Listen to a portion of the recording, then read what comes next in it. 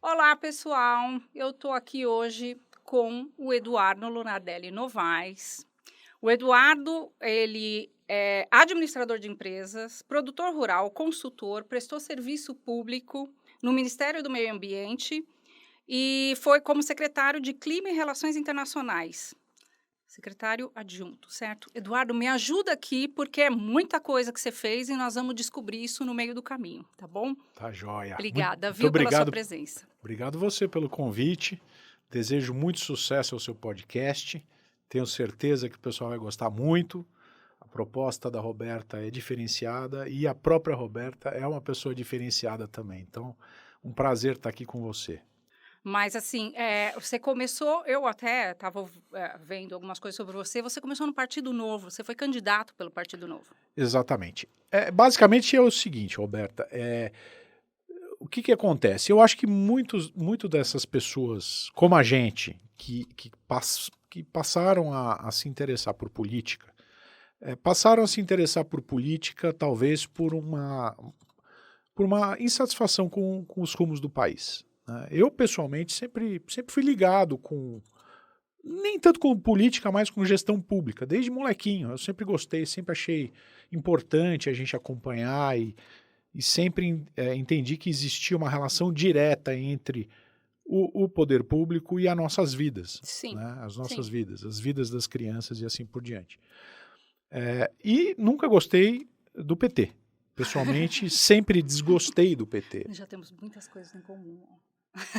Ocorre que a partir de 2013, 2014, a coisa começou a degringolar de vez. Né? Isso não foi um fenômeno que aconteceu do dia para a noite. Foram mais de 10 anos dessa construção antirrepublicana, corrupta, mentirosa, enfim, aquilo que eu pessoalmente sempre desgostei. Mas a partir de 2014, isso começou a afetar a minha vida pessoal, Exato. no meu trabalho mesmo. Né? Eu sou empreendedor e naquela ocasião eu tinha alguns projetos e esses projetos eu puxei o freio de mão porque eu achava que do jeito que estava indo, eu estava correndo muito risco. Né? Então, como começou a afetar a minha vida pessoal,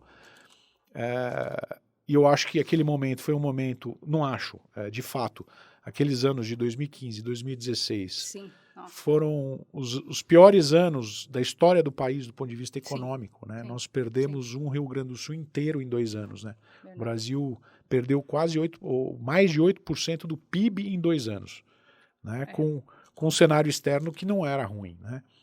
Então eu acho que aquilo foi um presta-atenção para muita gente. E por esse motivo que eu comecei a me envolver mais diretamente com política. Né? Mas jamais com a intenção de transformar isso numa carreira. Eu não me considero um político.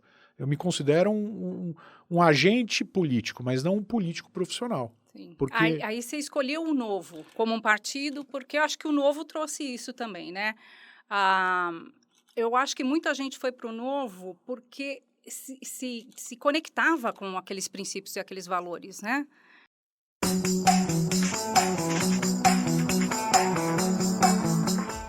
Olá, pessoal. O meu convidado de hoje é Lucas Bove.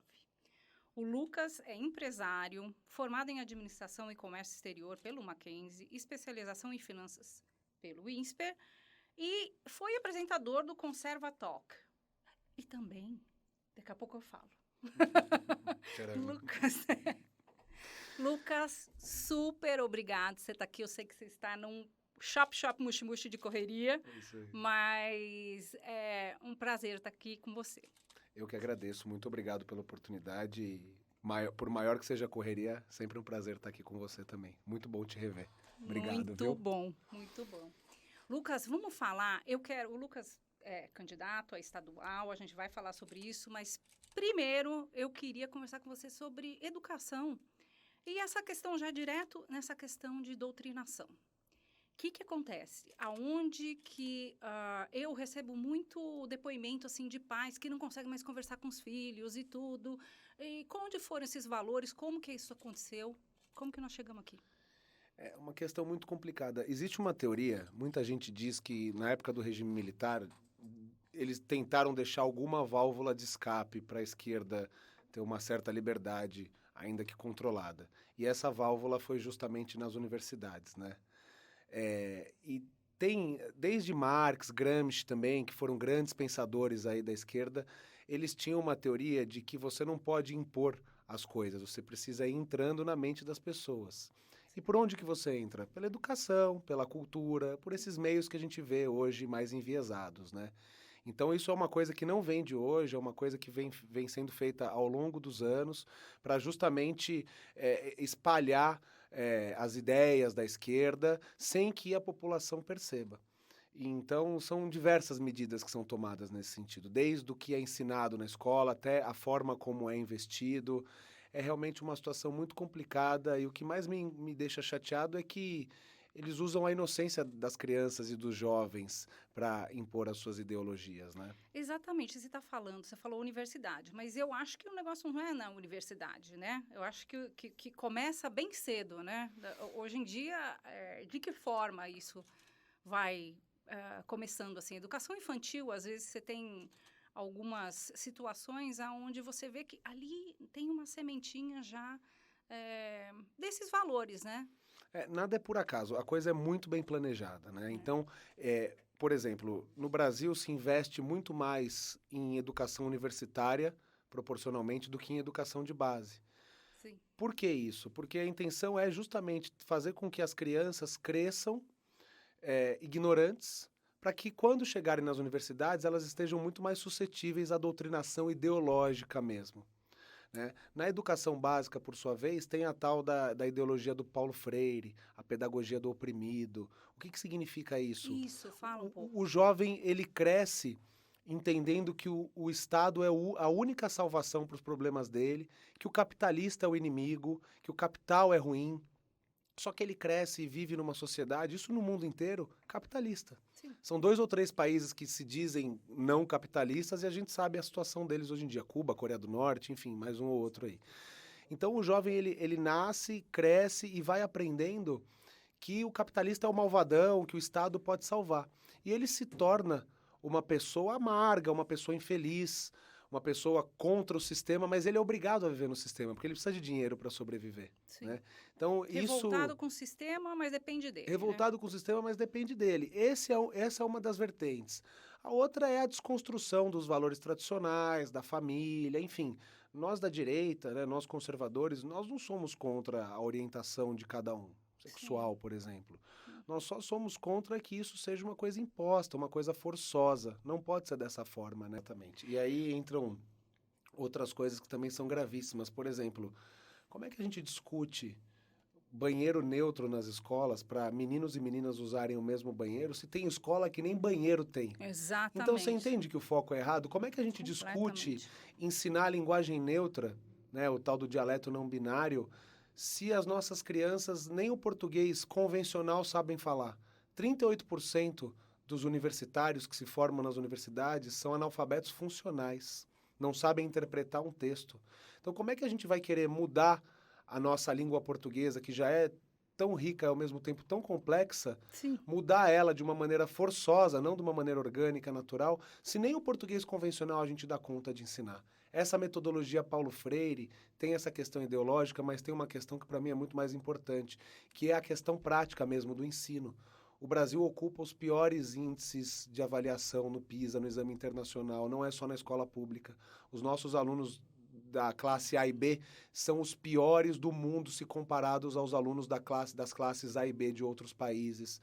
É uma metodologia que não, tirando a parte ideológica, a parte prática mesmo de ensino, não funciona. Na maioria do mundo, as crianças começam a ser alfabetizadas aos 5 anos. Aqui, aos 7, 8 anos, a criança ainda está sendo alfabetizada.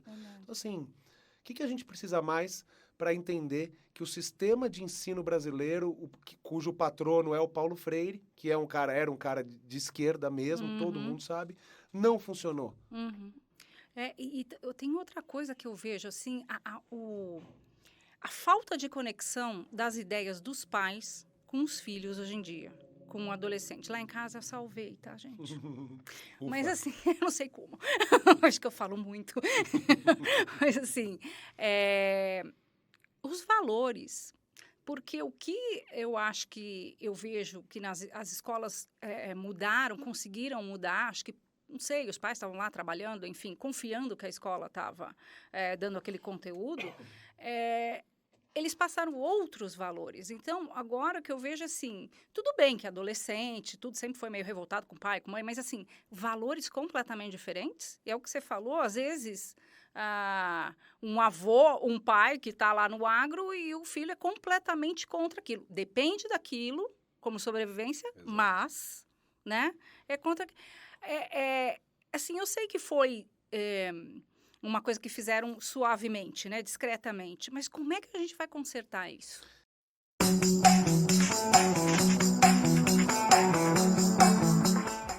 Olá, estou aqui de novo para mais um podcast. Hoje eu estou aqui com o Nelson Ossiri. Nelson Ossiri, muito obrigada por aceitar o nosso convite. Obrigada. Nós vamos conversar sobre tudo um pouco. Eu gostaria muito que você falasse de você e de toda essa sua experiência com dependente químico, enfim, esse universo. E a gente vai conversando sobre a vida também. Perfeito. Então, antes de mais nada, agradecer a oportunidade, né, de estar participando aqui do podcast. É uma honra, primeiro, porque é um momento que eu posso falar um pouco do trabalho que eu desenvolvo.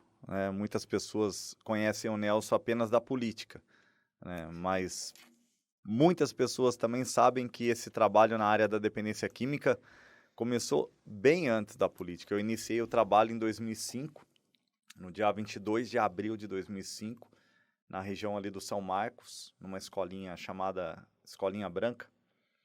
O que te levou isso, Nelson?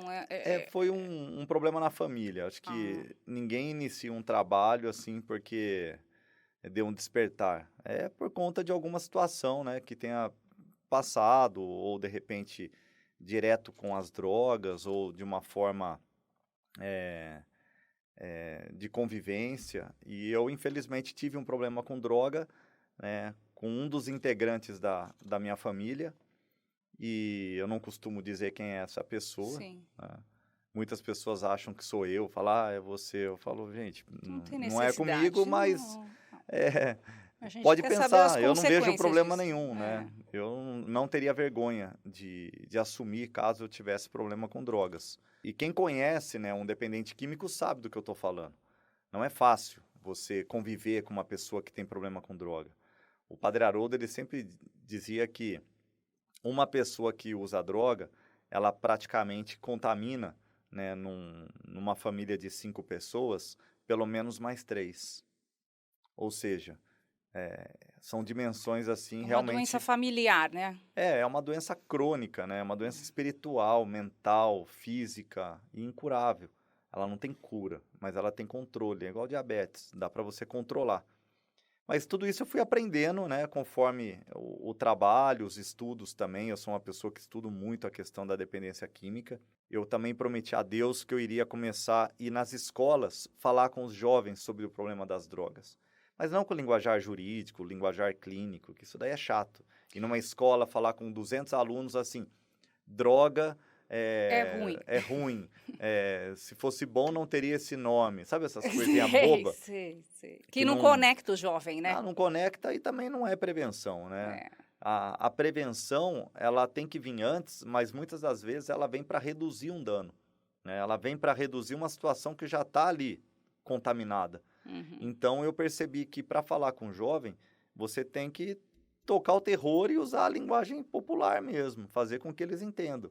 Antes de chegar lá, cannabis, sativa. Na época, ninguém sabia o que era cannabis. Era baseado, maconha, cocaína era farinha. Né? Você tinha que chegar e falar esse nome. E que você começa a pensar, você pensou, por causa disso, você pensou em se candidatar e ter vida pública?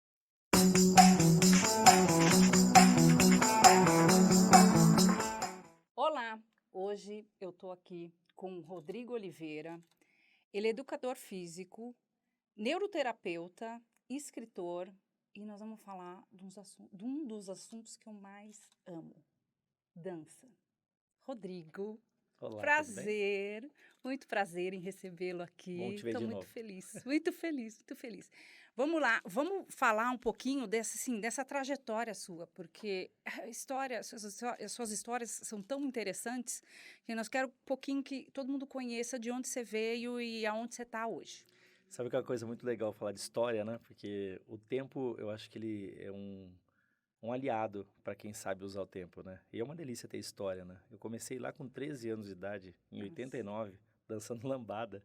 E quem diria que eu ia chegar, né, a 2022, como Dançando. professor, como, enfim, fui empresário, educador físico, neuroterapeuta, escritor, fui me metendo num monte de coisa diferente.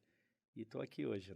Então, assim, na verdade, lá em 2012, 2011 para 2012, conversando com um amigo, ele entrou para fazer um curso de tango na minha escola e ele era dono de um colégio, qual eu já tinha dado aula, né, um colégio normal. E ele estava abrindo uma faculdade, eu já tinha faculdade, eu não me recordo direito. E ele viu no shopping da Indaiatuba uma propaganda de um curso de tango e foi com a esposa fazer o curso. Aí se encantou e a formatura daquele ano foi em Buenos Aires, né, da turma de tango. Fomos para lá e tal e acabamos firmando uma amizade bem grande, né? Passei a dar aula na faculdade dele também. E ele falou um dia para mim assim, Rodrigo, putz, você tem tanta história bacana, você tem tanta coisa que você já estudou, onde você registra isso? Eu brinquei com ele e falei assim, o nome dele é Rubens. Falei, Rubinho, eu vou escrevendo, eu monto umas coisas lá e tá lá, uma hora eu junto tudo. Ele falou, vamos escrever junto? Falei, como é que é escrever junto? Eu vou chamar Ghost Rider. Eu falei, nossa, eu não sei, Mas não tenho nem roupa para usar isso, né? Falei, vamos fazer isso aí. Vamos fazer. Foi mais ou menos um ano, eu indo na casa dele, assim, várias vezes na semana, sentando com ele, porque o que acontecia? A minha linguagem é uma linguagem mais técnica, né? E ele falava assim, Rô, se você escrever num livro que você está falando, a pessoa vai olhar e fala, para que serve isso? Não sei nem o que é. Vamos fazer assim, você vem para minha casa, você traz os textos, manda todos os textos para mim, eu vou revisar tudo, e aí a gente vai fazendo e você vai me explicando de novo e eu vou transcrevendo para uma língua mais humana. Eu falei, ok. Entendível. E assim foi. Então, assim, é um livro que tem 29 gêneros de dança de salão. Conta história, didática, conta tudo, né? Que a minha formação em dança é em dança de salão. E então nós montamos esse livro todo com fotos, com esquemas, imagens. É um livro bem completo. Fizemos um material bem bacana, chama O Baile. Um dia minha mãe, lá na escola, falou para mim, Rô, você precisava ter uma aula para o pessoal que não tem parceiro. Que a pessoa viesse aqui, queimasse caloria, dançasse, brincasse, se divertisse e... Não precisasse de um par, porque dança de salão precisa do par, né? Seja parceiro ou seja parceiro, precisa de um par.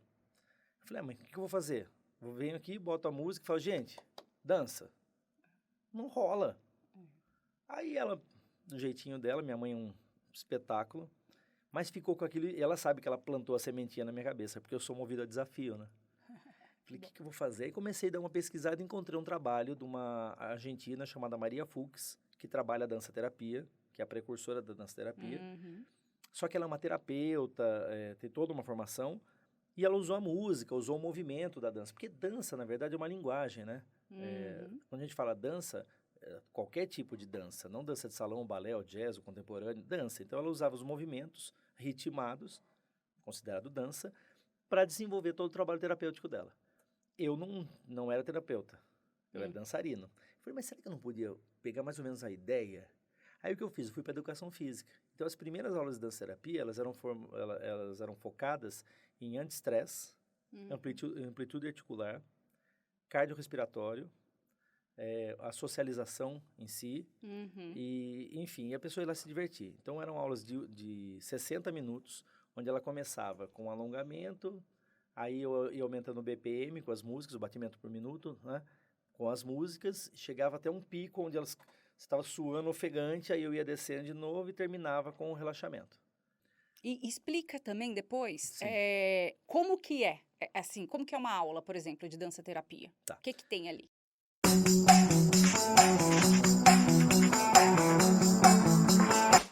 Olá, hoje eu estou aqui para falar de educação, de liderança e de como a gente inspira os nossos jovens para isso.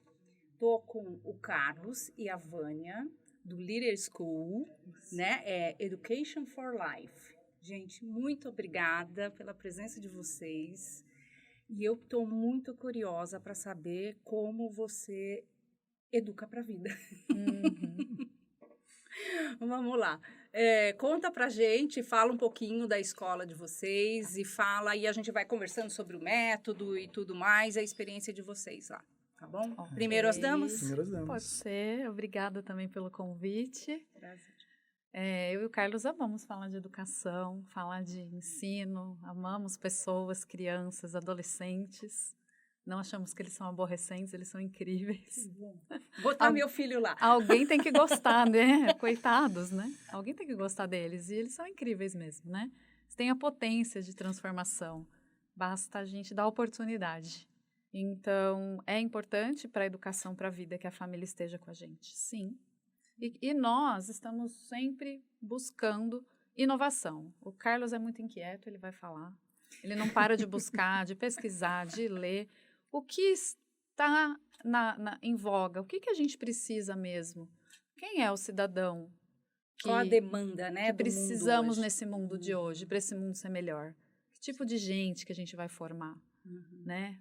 Ô, Vânia, e uma coisa que eu vejo muito assim, hoje em dia, as crianças são tratadas muito a granel, né? Então, assim, essa visão que vocês têm, eu acredito que você identifica talentos, dificuldades, você consegue corrigir mais rápido aquilo que precisa, né?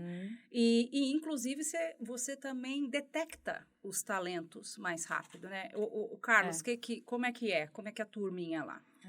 Qual é o resultado desse trabalho?